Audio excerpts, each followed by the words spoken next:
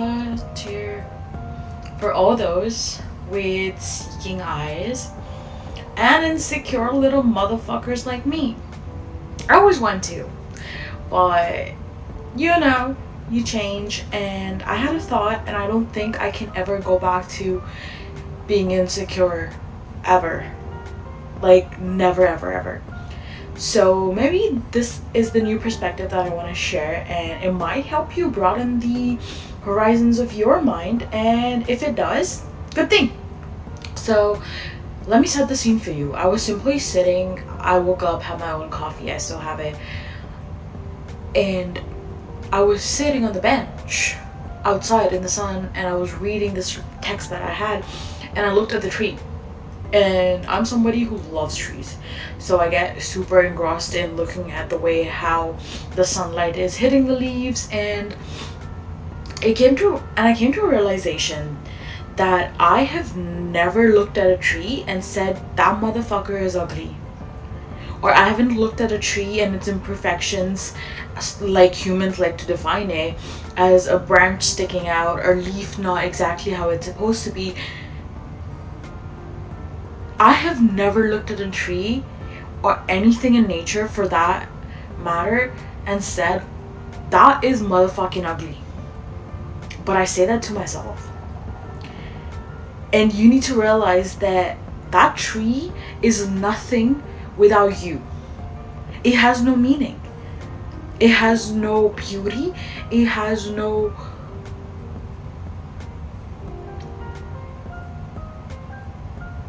substance without your mind.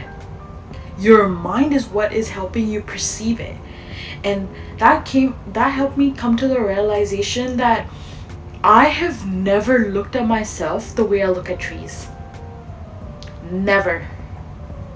I have never looked at myself with awe, eyes glossed, heart full, appreciation, gratitude, and also anticipation about looking at the trees and nature more closely.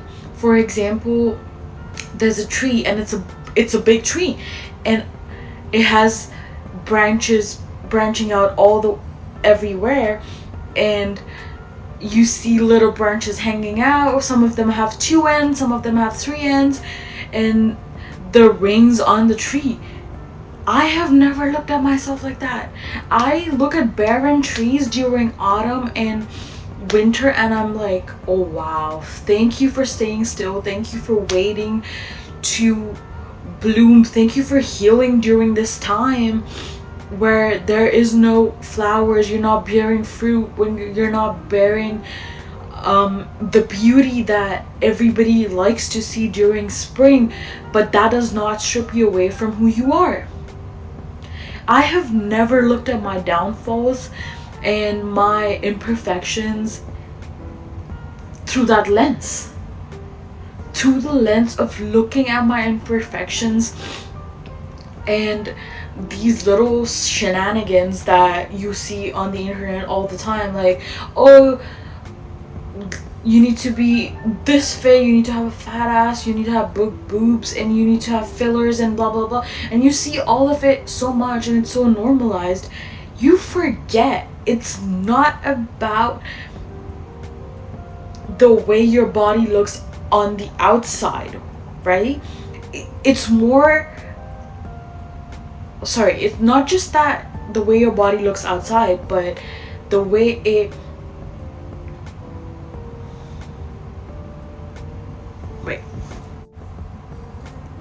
it's not about your body looking skinny, your fat ass looking fat, and you are fitting yourself into a standard, and if you don't attain that standard, be whatever standard it is, it's not good enough for you.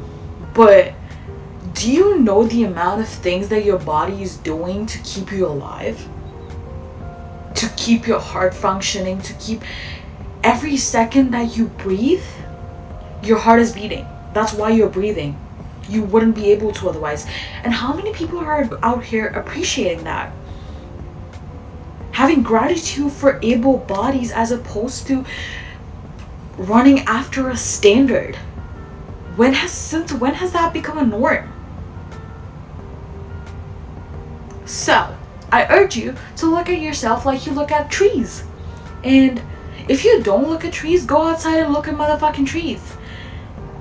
They're beautiful, they're waxy with their leaves, and even during autumn, even during harsh times, they are surviving. They're biding their time because they know that after the death that they just experienced, there is life.